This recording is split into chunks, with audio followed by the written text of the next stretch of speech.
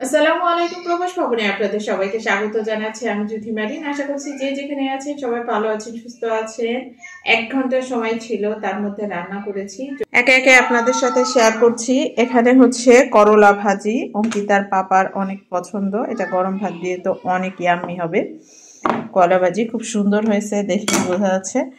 আর এটা হচ্ছে স্পিনাচি শাক ভাজি, এটাও তার পছন্দের খাবার।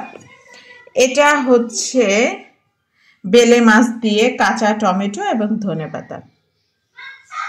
এটাই কিন্তু খুব সুন্দর, মানে আমি একটু ঝোল রাখি নাই, শুধুমাত্র তেলে আছে মাখা মাখা আর কি। এটা হচ্ছে ইটালিয়ান মাছ, যদিও এটাও ইটালিয়ান, কিন্তু একেবারে স্বাদ গন্ধ সবকিছু বেলে মাছের মতো, এই জন্য বাংলায় বললাম বেলে মাছ, কিন্তু ইটালিয়ান অন্য কোনো নাম। আর এটা হচ্ছে অরাতা মাছ, এটাও কাঁচা টমেটো দিয়ে রান্না করেছি, ধনেপাতা দেই নাই।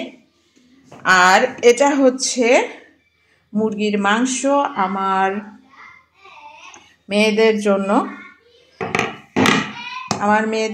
আলু না দিলে আমি এটাকে মাখা মাখা করতাম, যেহেতু আলু দিয়েছি সেজন্য।